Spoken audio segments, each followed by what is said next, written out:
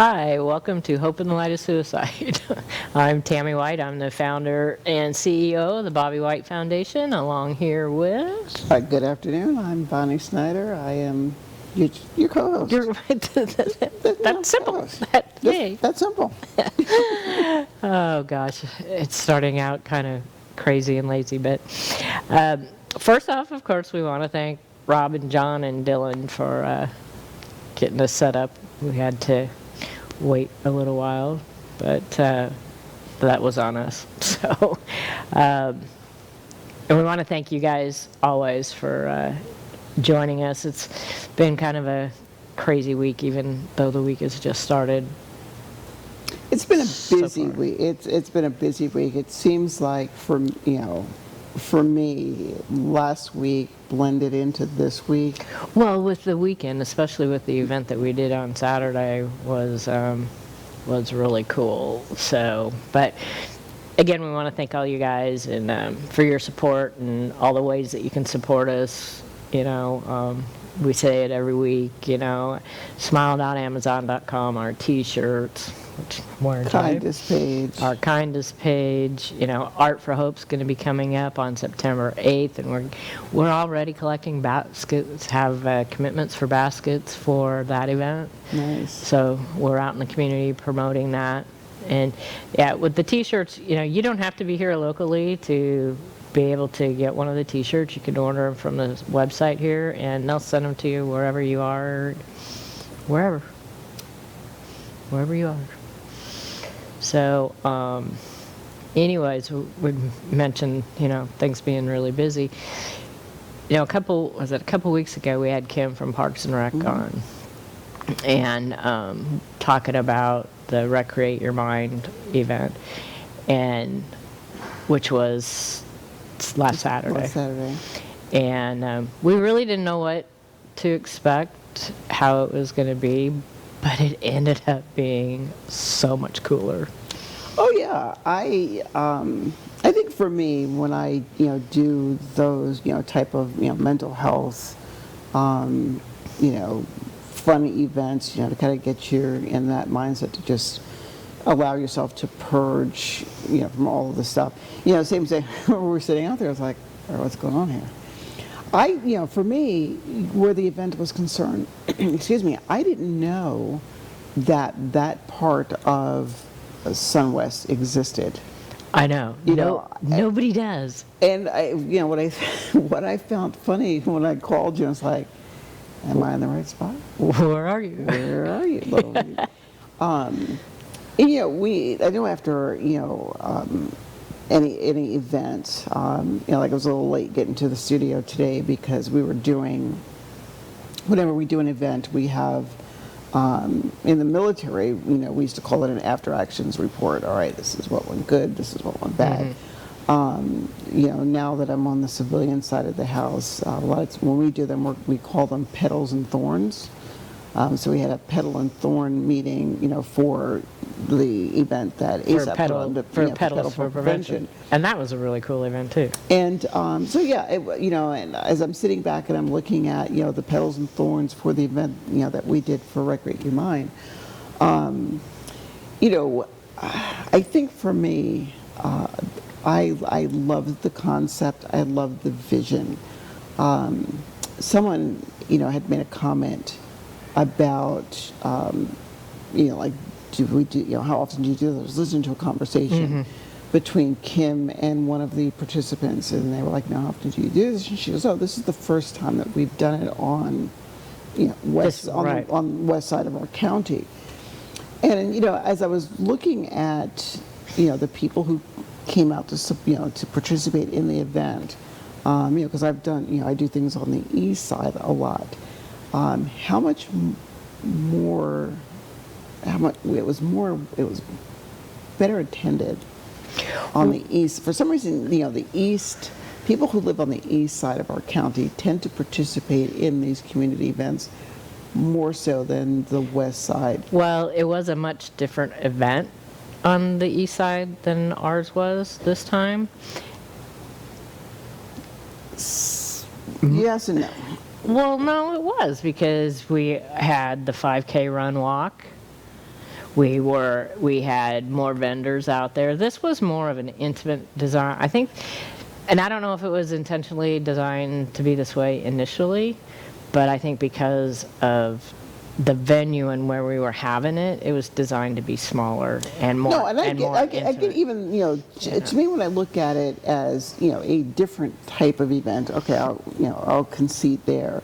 But even with different types of events, again, I question, again, doing a west side, east side comparison. It doesn't matter what the event is on the east Right. side. It's always well attended. Do they have as many events happening at the same time as we do on the west side? Sometimes. Yeah, because there was a few other events happening that day on this side that I was supposed to be at one, and I was at ours. But could you believe when we left the park how busy it was, the main part of the park, and we had no idea. We couldn't hear anything.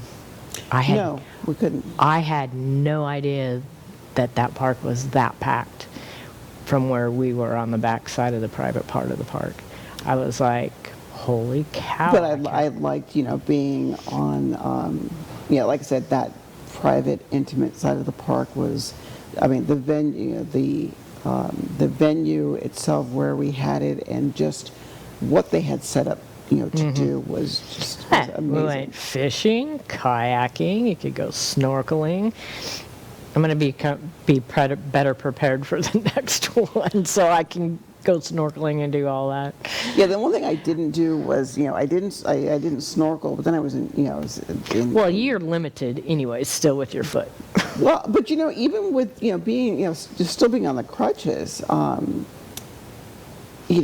But the you fishing. still went kayaking I did fishing and you did fishing. Yeah. That was funny when I lost the little. Oh yeah, that was funny. So we go kayaking, and I'm still on the crutches, and I decided I'm going to brave it and take my boot off. For being out in the parks, I didn't want to end up with sand and muck Right. and dirt and everything. So I was like, okay. And my doctor told me I can alternate a shoe and the boot. So I was like, okay, this is an event. And I'm on the kayak and I got my crutch there, and all the while I'm thinking, this kayak tips over. Am I going to am I going to have an issue trying to get back in it? But then I'm thinking, I own my own kayaks, and I think the only time I've ever capsized a kayak is somebody ran into, his kid was in a motorized boat. Oh. He didn't know how to steer it, and he ran into me and flipped me over. I was like, really, dude? I lost my iPhone doing that. Oh, geez. Lost my phone, and call it in the abyss. Those Wikiwachi, we called it the vortex. So somewhere in the vortex, this is where my original phone is. But anyway, I found it cute as I'm did it back, and I looked and I noticed I'm missing the rubber cap to my crutch, and I'm like, where did I leave the cap at? And luckily we found it in the kayak. But yeah, again, my hat's off, and I applaud Kim and her crew for putting these together. Everybody out there was so nice, and even the guy who manages that park, and all the other girls. They were one of the gals was loading up the kayaks, and a couple of the guys that work with them were helping her and stuff. And I'm watching these gals, and I was like, man, you guys got like the best job in the world. I wish when I was that age I would have known about that kind of job. To be able to be out in nature, hang out with people, take them kayaking and snorkeling. They bought new fishing poles so that we could go fishing. All I caught was a stick. But it was so nice. It was. I don't know what was out there, but whatever. I had something nibble. It was like that was fishing with shrimp, mind you. Something ate the shrimp off the hook, and I could feel the nibbling, but I don't like. This is probably the second time as an adult that I've gone fishing. Oh, really? Yeah, first time I was, with my ex and a couple of guys that used to go fishing all the time, and the one guy that we were talking to that helped us fix the get the Right. hooks and everything together. And I was like, yeah, the first time I ever went fishing as an adult, before the night was over, I think the guys that I was with wanted to toss me over the side of the boat, because I'm sure it was a pain, and like, please don't ever want to go with us again. Like, y'all don't have to worry about it. I tell the guys all the time, I will clean fish, I will cook fish, but don't ask me to go catch them. Go fishing. Y'all Yeah. do the catching. Everything after that, I'm good. Yeah, Bobby loved fishing. And actually, I can go fishing in my backyard. We got the lake Right, back you do have there, that lake back there. And I got so many fishing poles. And sometimes when I'm cleaning out in certain areas of the shop or moving things around, I'm still coming across bags of little, fake wormy thingies that belong to him for fishing. And so when we do this again, now they're talking about maybe doing this event every quarter. I heard that, and I think that would be like an awesome idea. I think so too. And so we do it again, and it was like more kind of like a adult mind reset out in nature,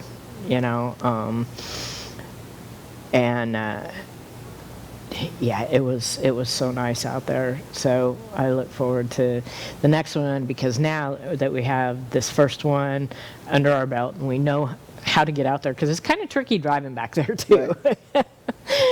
But I think as we build on this and do this every quarter, and really people, it's $5. And they had snacks out there, water and Gatorade. You get to go fishing, kayaking, snorkeling, and they provide all the equipment. And when I was talking to somebody, especially, and maybe it was Kim, and I think Kim and Deanna, we were talking about it in terms of it was $5, folks. Because we started talking about, especially like the kayaking, and I remember you guys were talking about like, that. Yeah. I know when I go out to, some of our local parks, there's one in particular, it is like $10 to $15 if you want to, launch your own kayak. $10 to $15 to put your own kayak. To put your own kayak. If you want to put it in at the head spring, Right, and go with the current, $10 to $15 just to be able to put it in at this particular spot. Now you can pay $0 and put it in at the bottom of the springs, but you're paddling against current. Right. If you're going to rent a kayak, a lot of rental places, it's anywhere from $20 to $30, but you're only allowed to rent for like 2 hours. So you have $30, 2 hours to get from point A to point B.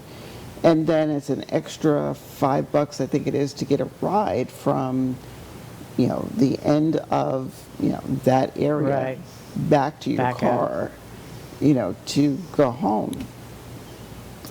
And, I can't think of any place where it's like, Well, and we were there, it was from 9 until 2. We left a little bit early this time, but yeah, I mean, you have all those hours. And it's just the canal that that is in the park, it's just a short trip to the Gulf.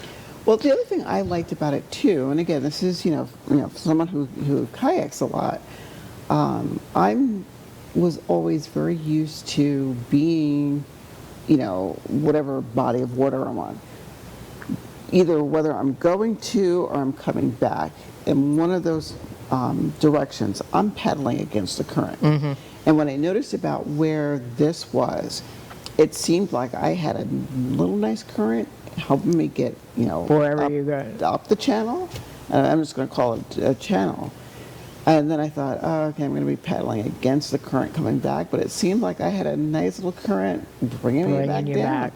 And, it was a very nice, relaxing, I was surprised at how far up the channel I got. Mm-hmm. before I turned around. And I mean, I didn't necessarily have to turn around, but I'm thinking, all right, you're out here, quote unquote, working. Um, but then, Yeah, but so weren't they? Come on. well, but the other thing too is like, we were out there working and we Right. were doing like, Yeah, but Kim wanted us, she said from the very beginning that she wanted us to be part of the participants too, that Right, didn't yeah. want us to just be locked in at our tables. I just was going to because say, I we had remember during the whole planning of all Yeah. this, she was like, you guys are, sponsors, but we also want you to, Right, yeah, they to wanted us to enjoy be. yourself too. Like, I don't want you sitting at the table all day long. Yeah. It's fine. Yeah. But it was nice that we were able to, go out, enjoy nature, and at the same time provide information to the folks that were out there. Yeah, and everybody that, all the people that came out and participated, they were, they were really great, and it was fun too, not to just have to be at the tables and just, this is what we do, that give them the information, but to participate with them. Right. It was, yeah, I can't wait till we get to do it again. I love it back there. I just don't want to get my truck stuck in the sand on that. I worried about that. I was thinking to myself, I think as I was coming out, excuse me, as I was coming out, I felt like a little bogged down. I was like, oh, don't get stuck. Well, and you were right. You were right behind me. You were really close behind me because, I mean, even earlier in the morning when I walked all the way back there before I even thought about taking the truck, and I was like, how am I going to get all this stuff out there? And then Kim's like, oh, you can just drive back here. And I was like, I've seen all that sandy stuff. And she says, just keep two wheels on the sidewalk and you'll be fine. And I was like, okay. So it was, I think I had a teeny bit more confidence driving out, although there were a couple times, like you said, you felt like you were going to get bogged down, because actually I think it was easier driving out with the driver's side on the sidewalk part than it was driving out with the driver's side on the sandier part. For me anyways, but I mean, it worked out great. We didn't get stuck. It did. Like, again, I felt like I was coming through, that large area before you hit the sidewalk piece. That's where I felt like, am I going to get stuck here? Because I could feel myself getting bogged. And then once I going back, I don't think I had any problem, except for I didn't realize that, here's a row of cars. So I go in this first area. Oh, you went out the first side, and then I know they blocked all the. There's no way to get out, so I had to, figure I out how to noticed turn that. around, and I was like, really, you guys don't have the second gate open, both. Oh no, well, looks like they're adding something to the park. Is what it was, because when I came out and I made the left to go on the other side of the row of cars, and then you weren't behind me anymore, and I was like, oh, she went straight.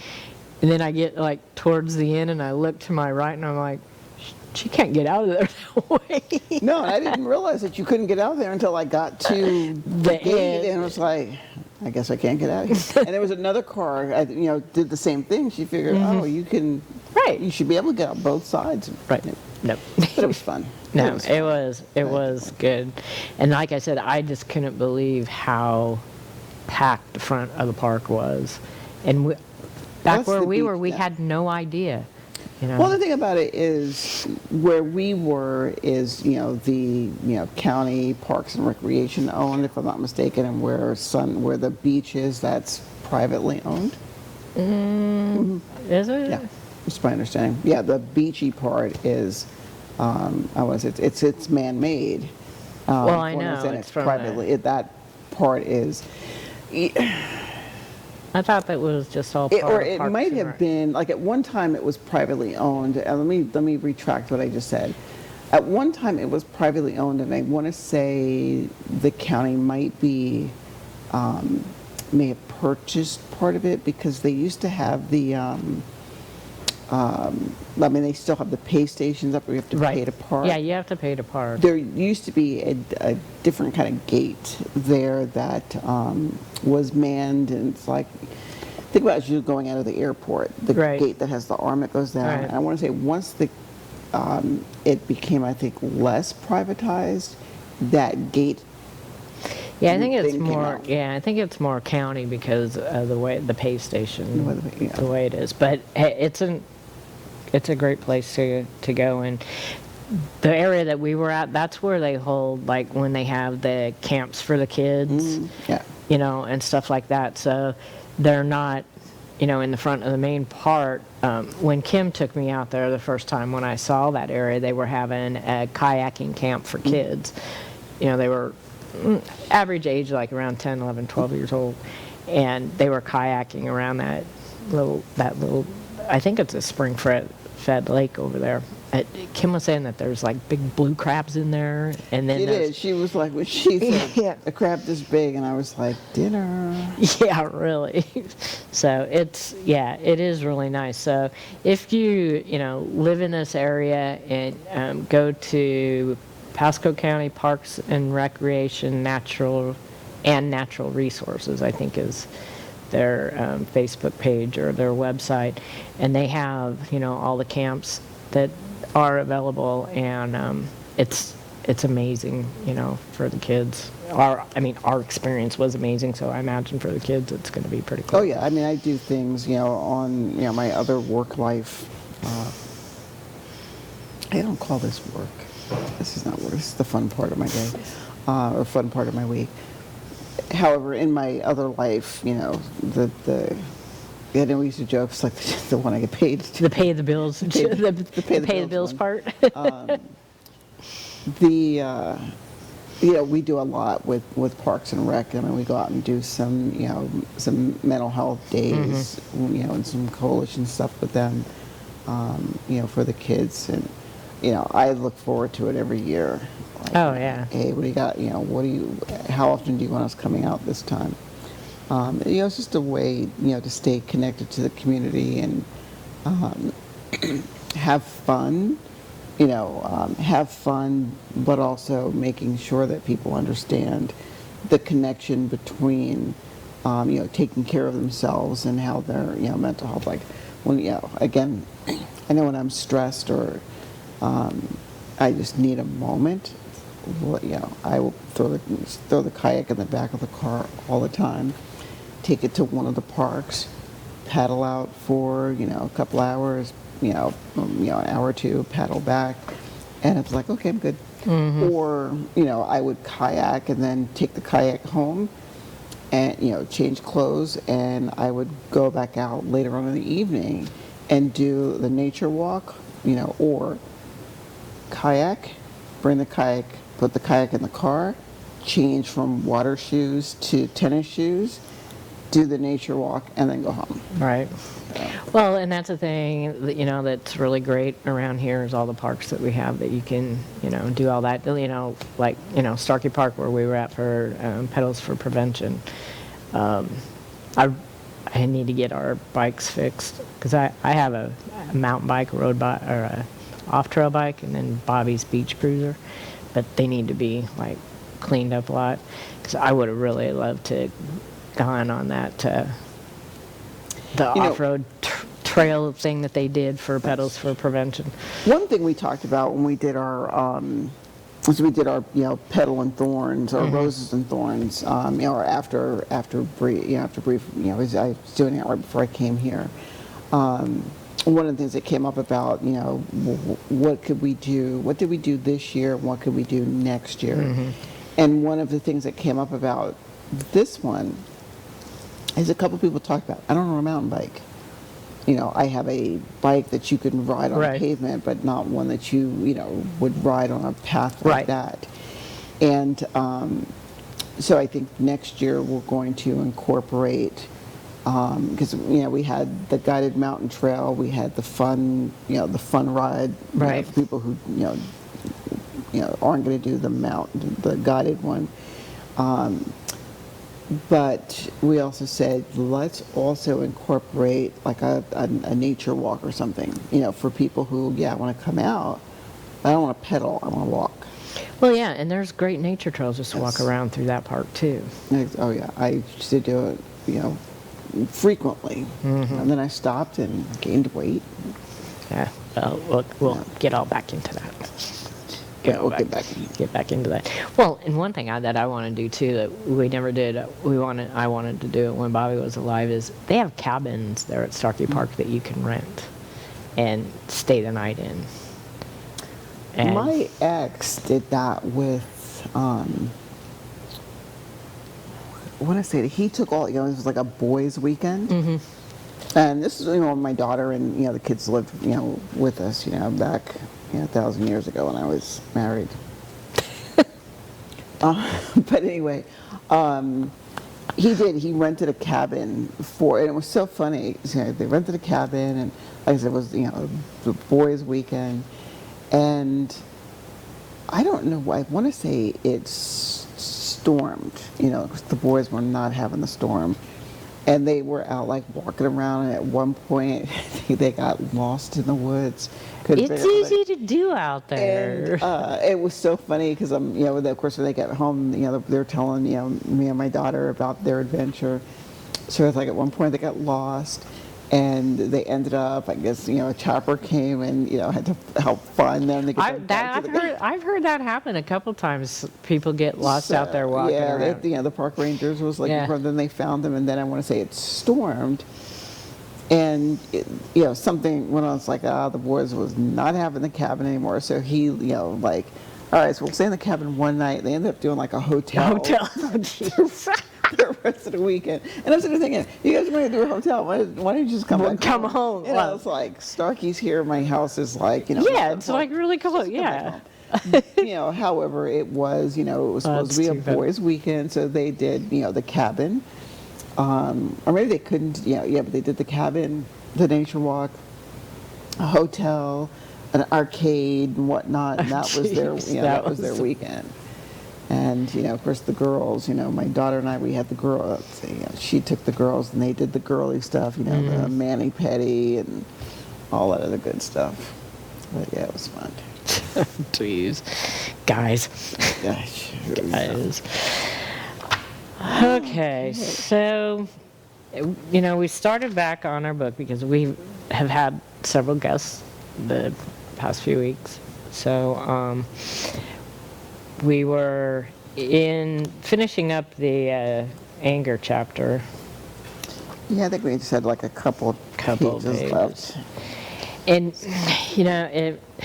I really liked kind of getting into this next chapter too, but I just wanted to mention something because it kind of pertains to the next chapter more than the last chapter, though. I was at a networking meeting yesterday morning, and was at one last week, and it was announced that this guy that we know, I mean, it's affected several people in our community because a lot of people knew this guy. Sunday night, wasn't feeling good, went to the hospital, had a massive heart attack, and he's gone. Just like that. Somebody from a networking meeting? Yeah, his name is Gary Scarsbrook. I'm not kidding. He was one of the sweetest men that I've ever met. I've known him for several years, before even Bobby passed away. But he was out last week. He was at a mixer that I was at, went last Wednesday night. And he was at another event Tuesday. Other people had seen him. And we just sat, regular great conversation, catching up, and poof. Just like that. I was at another networking meeting yesterday morning when it was announced that he had passed. And, I mean, several of us in the room, we just gasped. I mean, it was just so shocking. It was crazy. I'm still kind of like in a weird zone because of it. But yeah, it's just like, so I went on Facebook last night and I was like, okay, all my family and friends, whether, I see you every day or I don't, I know what's going on in your life or I don't, because, we just don't communicate all that often. It's like, I love you, just period, just always know that. and had gone on, to mention that Gary had passed away. And then I had just a couple of weeks ago, a customer of mine who, her and her husband, and actually her brother, were customers of mine years and years ago when I first started the gallery, when I was still downtown in the Davis Center. Actually, her brother was my mail carrier, and he actually became my mail carrier after I had to almost file a lawsuit against the post office because I was being sexually harassed by my mail carrier. And so they ended up transferring him, and Dave ended up being my mail carrier, and he had a band, and Bobby and I would go and listen to him play. He passed away several years ago. But I was just at Linda's house, I don't know, late last summer, early in the fall. She was donating some stuff to the foundation, and never thought that it would be her to be the first one to go. And then I saw a post from her niece, actually. It was Dave's daughter, that she had, I guess she got pneumonia. And just like that. And I'm like, oh my God. I mean, this is just like, you just don't know. You just don't know. I mean, no, you don't. It's, I mean, even in dealing with what we deal with on a constant basis, but even just with life, the way it works out is just sometimes it's craziness. It is. I was, talking to somebody. I mean, I'm going to, keep it probably not, any identifying stuff, so you figure out who I'm talking about. The individual, that I'm aware, that I'm, have a relationship with, was dealing with, something personal, with, a family member, and, we're chatting about how, to your point, you just don't know. And, of course, I'm like, hey, I'm throwing the prayers up, mind you, I have no problem acknowledging, I believe there's a man upstairs, and I do, I pray. I hope it's going to get me up there when it's my turn. I joke about that one too. But no, on a serious note, I was talking, we were talking, and, in the midst of it, it was like, I'm sorry, I'm so scattered and everything like that. And I'm like, no, I get it. And, in the midst of, thank you for understanding and being there. And I think, wait a minute now, you were there for me when what I went through. So why would, not that, we look at things in terms of being reciprocal. Yeah, it doesn't, yeah. However, in some instances, it is you were there for me. I don't want to say it's only right that I'm there for you. No, but it's more of like, of course I would be there. Well, right. To me, it's like, yeah. returning the favor. But then we also got to talking about, the feelings on how each event affects us. And I did a comparison between losing Aiden and losing Patrick. And I said, with Aiden, mind you, it was affected. It was, this is my grandson. He was 14. How do you process all of that? I said, but his, the event with Aiden, it's very different than, I think I had a harder time with Pat, I almost want to say, but then I got to thinking, Patrick lived at home, and I know, we've said this, a billion times over, but Patrick lived at home, Patrick was here, there was 1,200 miles between Aiden and I. Now there are some things, with Aiden's passing that, as we're finishing out this chapter of anger, there are still some things, as it relates to that whole situation that there's still anger aspects that I'm processing. Right. But at the same time, it is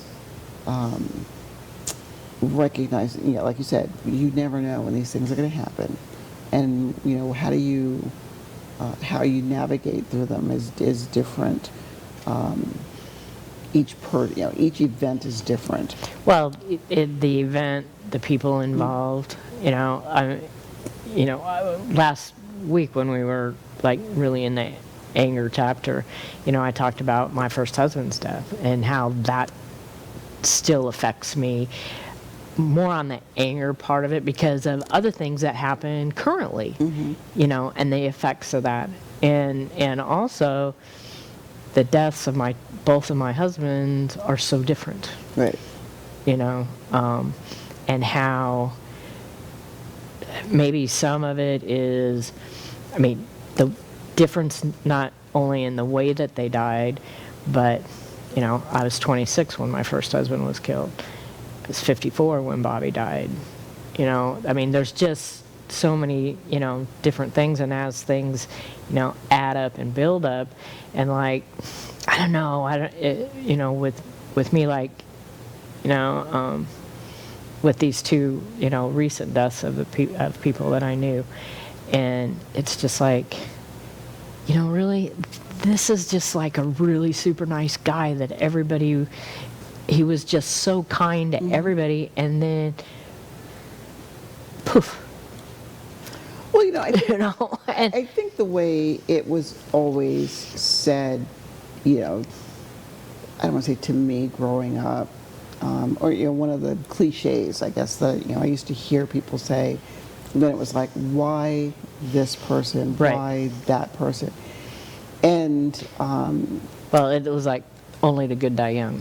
that, or what I heard more so was God needed them more than we did, Right, yeah, or God yeah. needed them more. Right. And, again, there was, certain things that are said when, when Right. people leave us, that's like, that's the stupidest thing I ever heard. Or at one, there was one part of our life where it was very comforting, and the other part of it is the dumbest thing I ever heard. Right. But, again, I celebrate, like having books like this, even though I don't write my books. But No. She says to write and color in this book. She also says too, it's okay if you didn't get to it. I remember. Well, reading that in the next chapter. yeah, So she if you did. didn't do it, that's fine. She did say that. She did. But like rounding out the, as we're talking about this, the chapter anger, where it's like a place to be angry. Where is your anger at, and are there places that's easier for you to be angry at? When I looked at a place for my anger, I think for me, I process that two ways. It is where inside my mind and body is that anger. So, is there a place inside me that is easier for me to process anger? And I think, again, for me, where I process it is dependent upon what what type of anger or what I'm angry about. So there's some anger that I process in my head, and it's just, I'm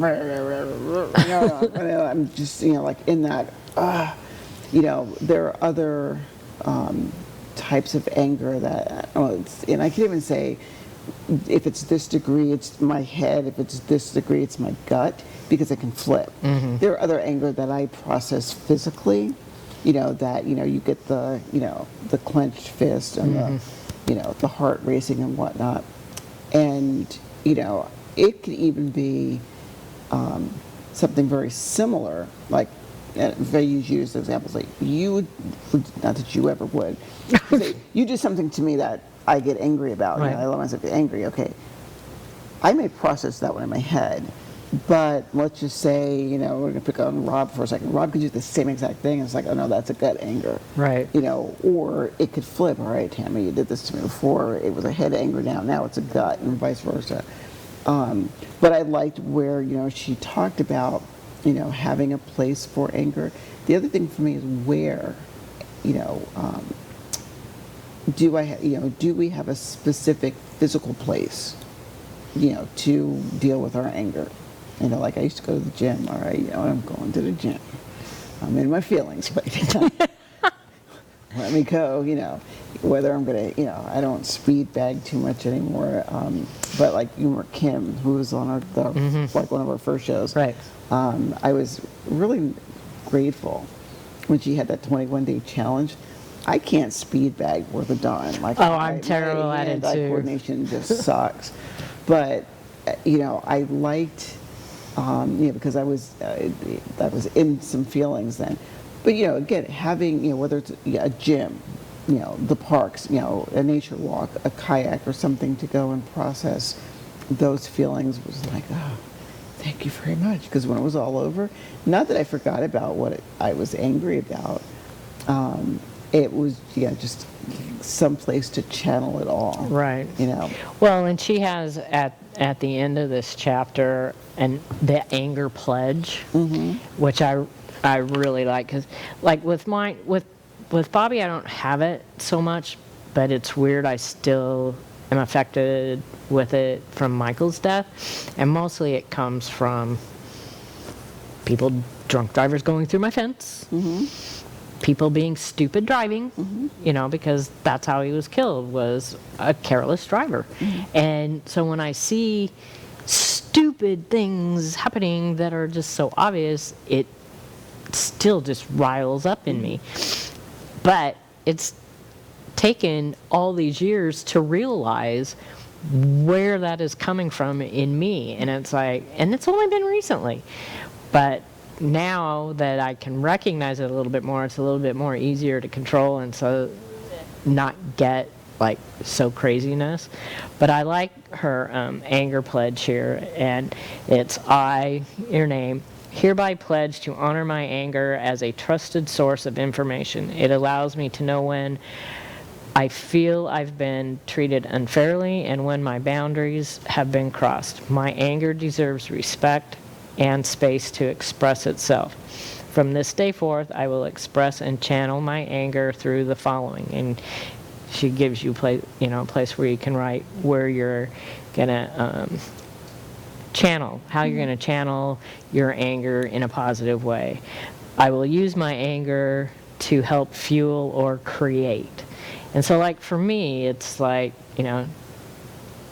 doing stuff in the yard or doing woodworking, something in my shop out back, or just doing something creative. For me, it's like yard work or like you said, projects around the house. Right. Going for a run. It looks like, okay, I'm angry. I've gained 30 pounds. All right, you know what? Let me get angry enough to go run these pounds off. But I'm with you. I love the way she wrote this pledge because, as she pointed out in the chapter, most people see anger as, so like negative or something to be ashamed of, something to be, and if I think back, as parents, we've said this to our kids, or we've probably heard it as kids. What are you angry about? Straighten up your face. Yeah. Or I'll give you something to be mad about. Or What do you have? What do you have to be angry about? You have all the things. But that goes back to again society putting that on you and making you feel bad because of your own feelings, and that's not right. You need to be able to express it, but too. And she encourages this. Do it in a safe manner that's going to be safe for you and safe for others, but be able to have those feelings. It's like what I say all the time when I'm, facilitating groups on anger management. It's okay to be angry. I want you to understand that. And I even disclose, when I'm doing groups. I say, guys, I have a stupid temper. And they look at me, it's like a stupid temper. They're like, no. I think I've shared, my father nicknamed me Snapper. And I never could understand where that nickname came from until my oldest sister said, because you have a temper. And I'm, because I'm processing. I was I was quiet, shy, kid growing up. But again, my oldest sister, I was like, okay, who do you argue with, your oldest sister? No. But however, as time progressed, I do recognize I have a ridiculous temper if it's not put in check. And so, when you're facilitating groups like that, I look at them and say, I understand it's okay to be angry.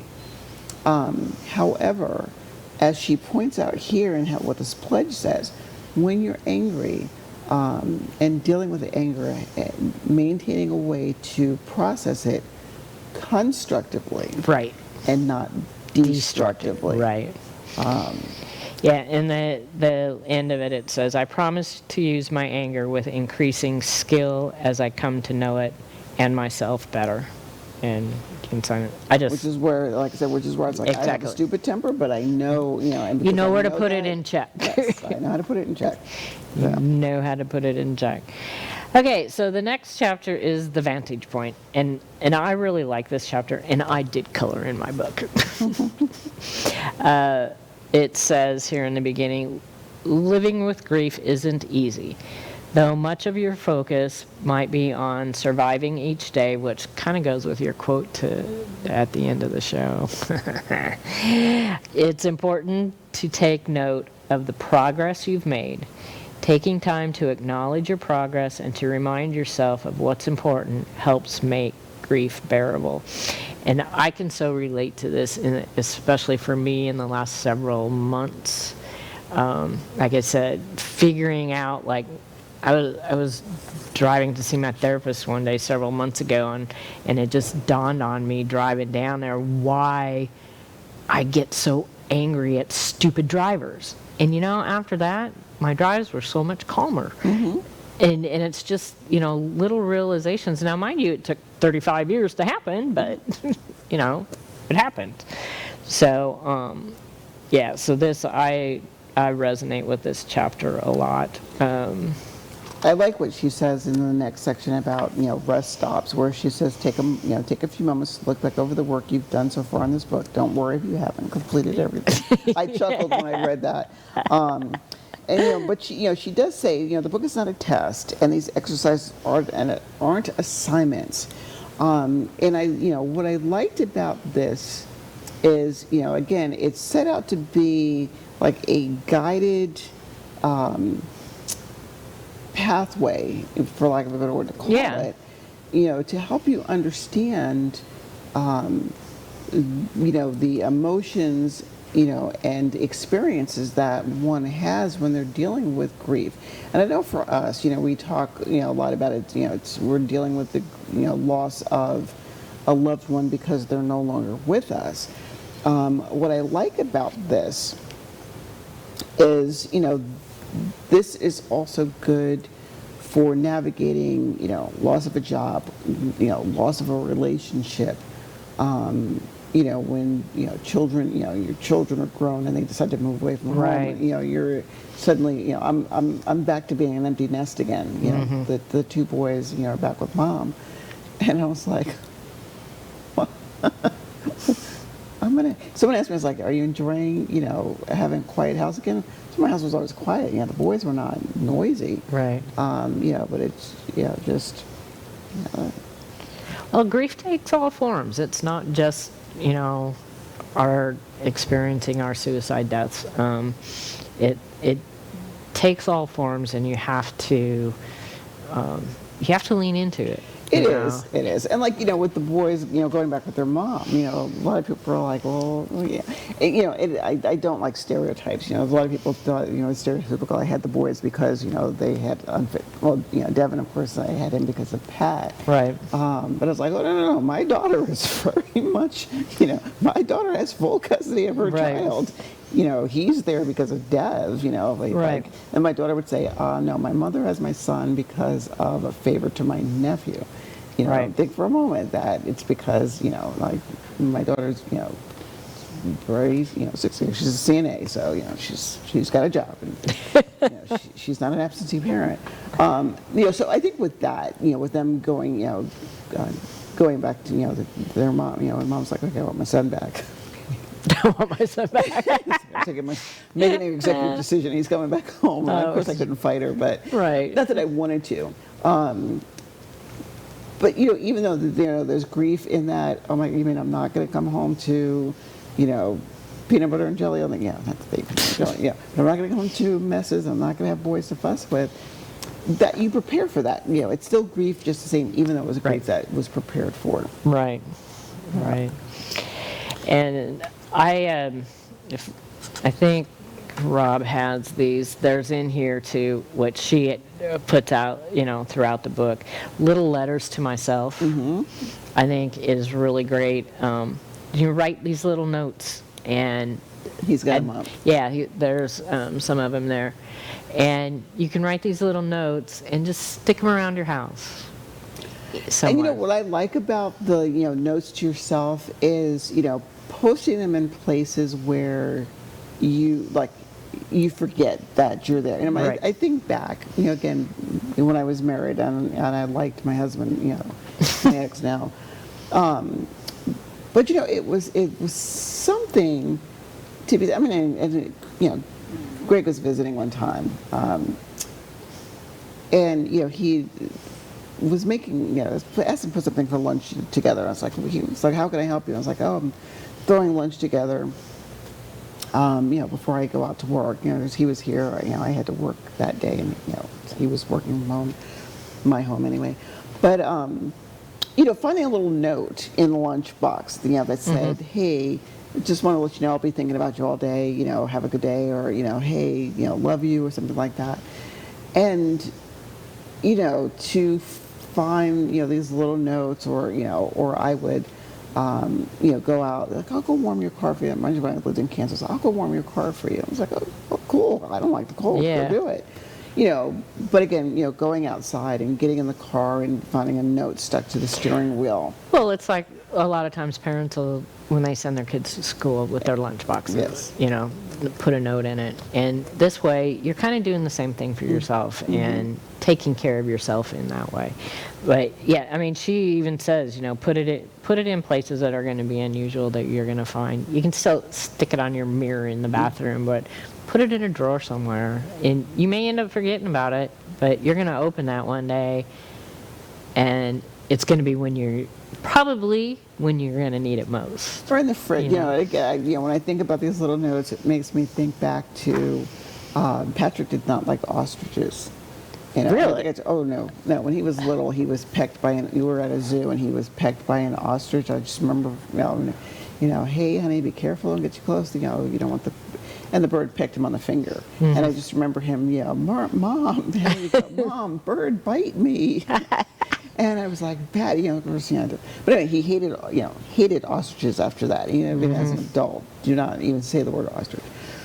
But it made me, when I was thinking of these notes, I was chuckling because it made me think of Kira for his, I think it was Pat's 17th birthday, posted these ostriches all over the house. Oh, no. And he would open the medicine cabinet and there was a picture of an ostrich. We opened the fridge and there was a picture of an ostrich. So I'm thinking about these places you don't think about, putting these little, notes that, he hated the ostriches, but that made him, made him laugh. Made him, right. It was one of those make your day kind of things. And I think this is just about, well, we're getting close. Just about it. And she said, you can have boundaries too. No, you're supposed to have boundaries. That's our, she said, Right. circles of protection. Boundaries are our friend. Right. And the idea of, setting up, maintaining, and having people respect our boundaries. Some of us, unfortunately, we set up boundaries, and they are very, what we call porous boundaries. We don't know where the boundary begins or ends. And I think it's important, not only when you're dealing with, grief and loss and whatnot, but just in your general overall life, to set boundaries and make sure, you don't want them rigid. Right. To where it's they're immovable. You don't want them porous to where anybody can just walk go through. Yeah. But having them at a place where what my boundaries are. I can make them a little flex. There's some things I can flex on. But you understand. Here's the limits of my boundaries. Right. Well, and she has, through all this book, a lot of places to write, and towards the end of this, she's got pages for you to write, random things, record your collection of signs, dreams, synchronicities that are too precious to be random. We talk often about things that happen, and it's just, that's just the way it is, and there's no explanation. So, yeah, it's good.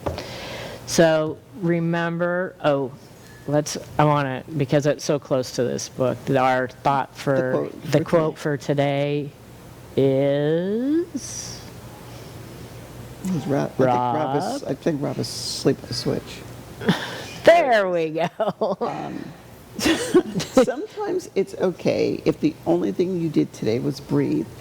And when I saw this one, it resonated with me because, it's, for me, it goes along with another quote that we heard. That's like sometimes it has to do with surfing, riding waves and surfing. But, basically just saying you don't have to try and process everything all at once. You don't have to try and navigate everything all at once. Sometimes it's okay to just sit back and just allow yourself to breathe, especially knowing that sometimes deep breath in, deep breath out is all it takes. And so I love that. Yeah, that's good. And don't forget our prevention hotlines. July 16th of 2020 is going to be the new 988 number, and that's going to be available throughout the United States. That poster that Rob just showed before, I have plenty of those at the office too, if anybody wants any for their place of business. So just remember, there's always hope.